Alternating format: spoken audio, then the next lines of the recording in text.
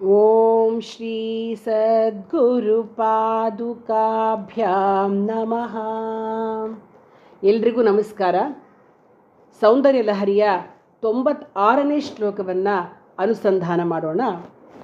ಕಲತ್ರಂ ವೈಧಾತ್ರಂ ಕತಿ ಕತಿ ಭಜಂತೆ ನ ಕವಯಃ ಶ್ರಿಯೋ ದೇವ್ಯಾಃ ಕೋ ವಾ ನ ಭವತಿ ಪತಿಃ ಕೈರಪಿ ಧನೈಃ ಮಹಾದೇವಂ ಹಿತ್ವಾ ತವ ಸತಿ ಸತೀನಾಮ ಚರಮೇ ಕುಚಾಭ್ಯಾಮಾಸಂಗಃ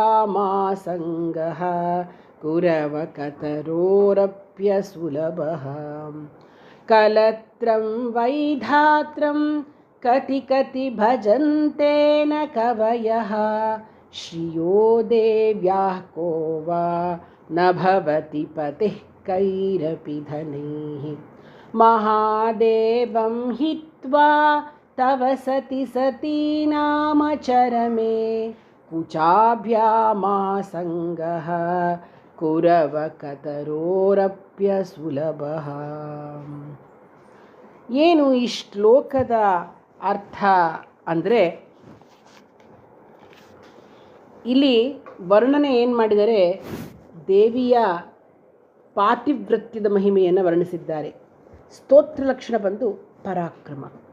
ವ್ಯಾಖ್ಯಾನ ಏನಪ್ಪ ಅಂದರೆ, ಸತಿ ಓ ಪತಿವ್ರತೆಯೇ, ವೈಧಾತ್ರಂ ಕಲತ್ರಂ ಬ್ರಹ್ಮನ ಪತ್ನಿಯಾದ ಸರಸ್ವತಿಯನ್ನು ಕತಿ ಕತಿ ಎಷ್ಟೆಷ್ಟು ಮಂದಿ ತಾನೆ ಭಜಂತೇನ ಕವಯಃ ಕವಿಗಳು ಭಜಿಸೋದಿಲ್ಲ, ಕೈರಪಿ ಧನೈ ಯಾವುದೇ ವಿಧವಾದ ಧನ ಸಂಪತ್ತುಗಳಿಂದಾದರೂ, ಕೋವಾ ಯಾರು ತಾನೆ, ಶ್ರಿಯಃವೇ ದೇವ್ಯಾಹ ಲಕ್ಷ್ಮೀದೇವಿಯ ನ ಭವತಿ ಪತಿ ಸ್ವಾಮಿಯೂ ಅಂದರೆ ಒಡೆಯನು ಅಂದರೆ ಲಕ್ಷ್ಮೀಪತಿಯಾಗೋದಿಲ್ಲ. ಸತೀನಾಂ ಅಚರಮೇ ಪತಿವ್ರತೆಯರಲ್ಲಿ ಅಗ್ರಗಣ್ಯಳಾದವಳೆ. ಮಹಾದೇವಂ ಹಿತ್ವಾ ಸದಾಶಿವನನ್ನು ಬಿಟ್ಟು ನಿನ್ನ ಕುಚಾಭ್ಯಾಮ ಸಂಗಃ ಕುಚಾಲಿಂಗನವು ಕುರವಕತರೋಹ ಅಪಿ ದೊಡ್ಡ ಗೋರಂಟಿ ಗಿಡಕ್ಕೂ ಕೂಡ ಸುಲಭವಾದುದಲ್ಲ.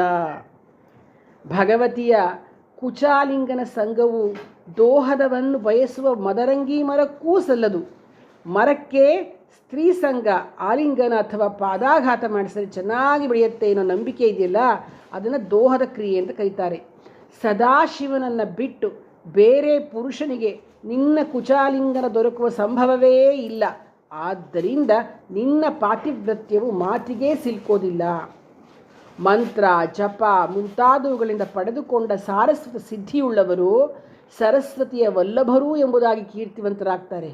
ಧನ ಧಾನ್ಯ ಕುದುರೆ ಆನೆ ಮುಂತಾದ ಸಮೃದ್ಧಿಯಿಂದ ಸಂಪನ್ನರಾದವರು ಲಕ್ಷ್ಮೀಪತಿಗಳೆಂದು ಕೀರ್ತಿವಂತರಾಗ್ತಾರೆ.